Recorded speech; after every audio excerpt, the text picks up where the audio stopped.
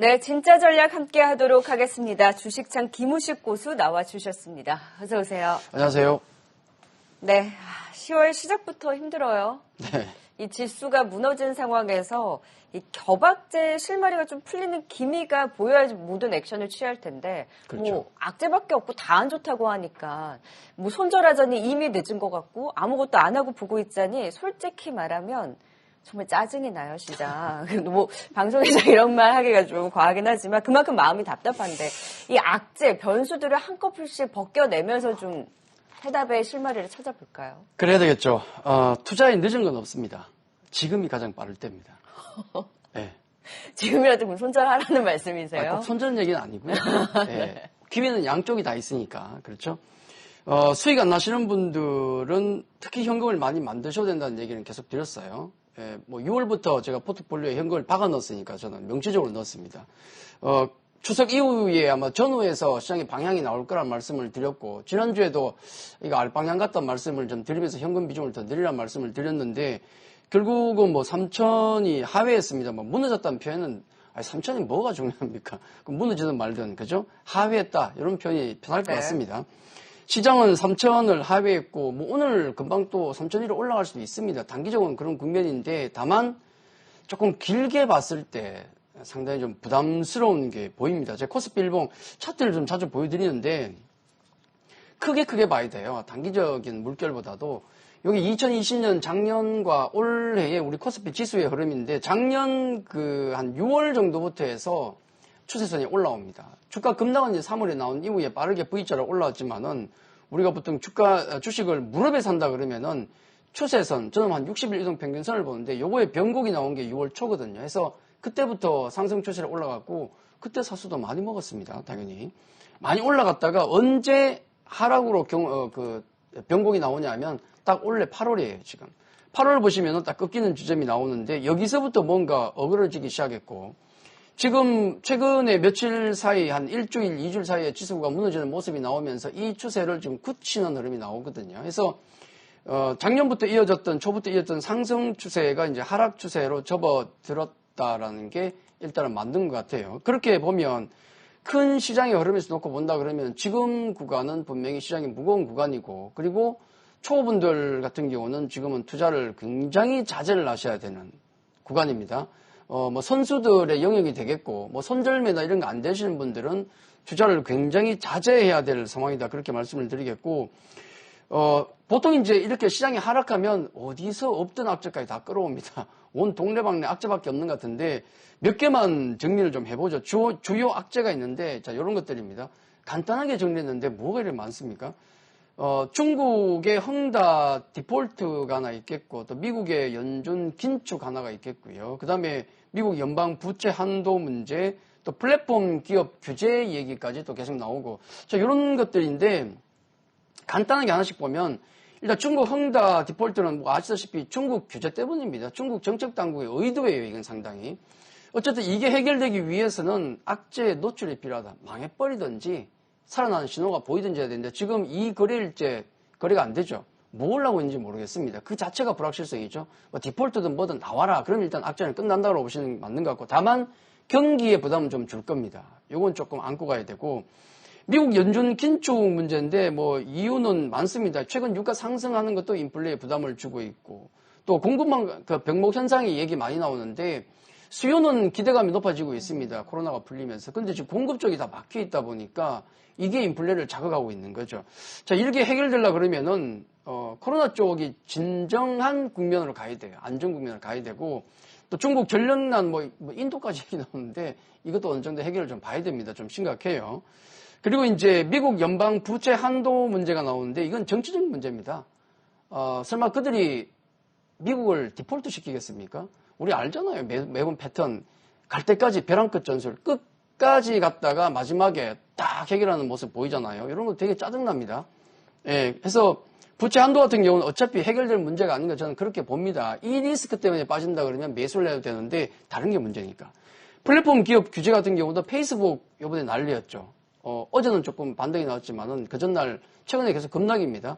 그런 흐름이 나오는 게 뭐 멈춘 것도 있고 여러 가지 자잘한 문제도 있겠지만은 역시 청소년에 미칠 수 있는 그 부분을 숨겼다는 거예요. 청소년에게 악영향을 줄 수 있는 그 자회사의 인스타그램 얘기인데 그걸 숨겼다는 거예요. 회사의 이익을 위해서 괘씸한 거죠. 그러다 보니까 뭐 이리저리 불려가면서 두들겨 맞고 있는데 지금 우리도 국감 시작됐지 않습니까? 국정감사 시작되면서 우리 김범수 회장하고 뭐 플랫폼 기업들 불려가서 욕 바가지로 먹고 있습니다. 이건 우리가 회피는 안 돼요. 이거 회피할 수 있는 게 아니고 글로벌 전체적인 흐름이기 때문에 포트폴리오 전략으로 이건 조금 비중을 줄이면서 조절해 나가는 방법밖에 없다는 말씀을 좀 드립니다.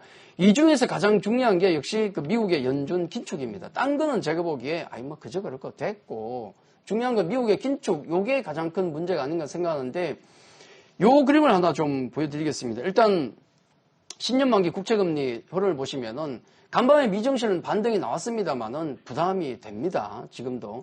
지난번 FOMC 회의 이후부터 해서 뛰기 시작했는데 잠깐 주춤하다가 간밤에도 뛰었어요. 금리가. 10년 만기 국채금리가. 요게 계속 지금 부담을 주고 있는 건 사실이라는 말씀을 좀 드리겠고 그리고 아까 공급망 병목 현상이라고 말씀드렸는데 이런 그림입니다. 글로벌 공급망 병목 현상이라고 나와 있는데 요게 이제 Y축을 보시면은 그 기준치가 50이에요. 기준치 50인데 이걸 아래쪽으로 하회한다는 얘기는 그만큼 지금 공급망 쪽에서 지금 그 공급 여건이 악화됐다 기준입니다. 50 아래가 비정상이라는 얘기예요. 즉 태국 정도만 그나마 멀쩡하고 나머지는 엉망인데 대부분 국가들이 그렇습니다. 특히 영국, 이 브렉시트 이후에 지금 난립니다. 그렇죠? 이거 뭐 기름이 없어서 난리예요. 미국, 여기도 인건비 뭐 상승 장난 아니지 않습니까? 중국, 호주, 캐나다, 베트남 등등에서 상당히 어렵고 그러다 보니까 당연히 X축 보시면 투입 가격 비용이 증가할 수밖에 없는 거예요. 이게 지금 인플레를 자극하고 있다는 게 굉장히 지금 강합니다. 특히나 이제 아시아 쪽에 있는 우리 글로벌 공장들이 많이 모여 있는 국가들 같은 경우 굉장히 어렵거든요. 요거 그림 하나 보시면은 대륙별 코로나19 백신 접종 현황입니다. 선진국은 뭐 룰루랄라입니다. 그쪽은 뭐 백신 공급 보시면은 거의 막 7, 80% 올라가는 국가들이 많아요. 그리고 부스터 샷을 많이 합니다. 남아 도니까. 근데 지금 아시아 쪽을 보십시오. 52%예요. 1차 전체가 52%. 지금 아시아에 공장이 많은 베트남이나 인도네시아 보시면은 35, 34입니다. 아직도. 아프리카요? 10%도 안 돼요. 그쪽은. 그러니까 이게 백신 같은 경우도 이 빈익빈, 부익부 현상이 너무 강하다. 이건 좀 문제가 좀 심각해요.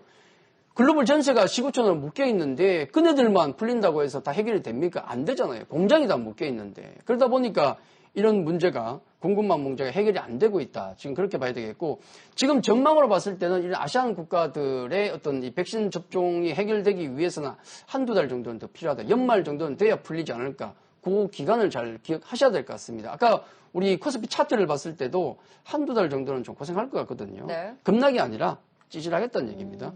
요것도 보면 그렇게 나오고 그리고 10월 당장 이제 그 전체 투자 일정을 보시면은 별로 재밌는 게 없어요. 중국이 목요일까지 휴장입니다. 그리고 우리 다음 주 월요일도 휴장이에요. 휴장이 많으면 조금 피곤해요. 하락장에는 겁이 나니까. 그리고 주요 일정이 뭐냐면 국정감사 그리고 이번 주에 삼성전자 잠정실적 발표 다음 주에 금통위 12일 그렇죠? 18일 미국 디폴트 시한 이건 별로 안 중요하다고 말씀드렸습니다. 이거는 제 기준으로 볼 때는. 근데 국정감사라든지 삼성전자 실적 발표, 금통위가 호재냐? 그렇게 호재는 안 보여요. 문제는. 삼성전자 실적 발표합니다. 그래 이번에 리포트가 최근에 나오고 있는데 삼성전자 3분기 실적이 좋대요. 좋게 나옵니다. 근데 불편한 진실. 왜 목표가는 안 올립니까? 좋다면서. 목표가를 안 올려요. 뭐 이유가 있겠죠?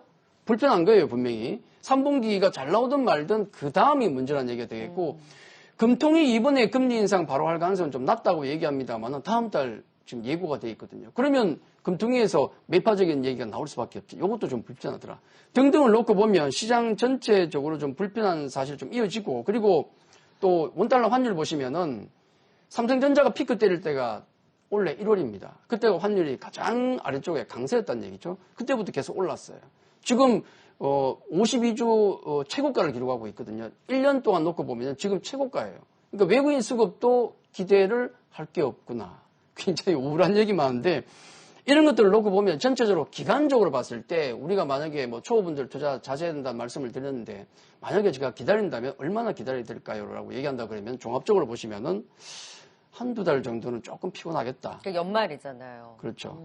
연말 장세 좋아지면 다행인데 물론 돌발 호재가 없을 경우에 돌발 호재 나오면 달라질 수도 있습니다. 네. 지금 미중 정상회담 얘기가 살짝 나오던데 이런 거 갑자기 돌발로 딱 터지면 돌릴 수 있거든요. 그런 거 나온다 그러면은 우리가 바꿔야 되겠지만은 아니라면 한두 달 정도는 뭐 급락이 아니고 찌질하겠구나.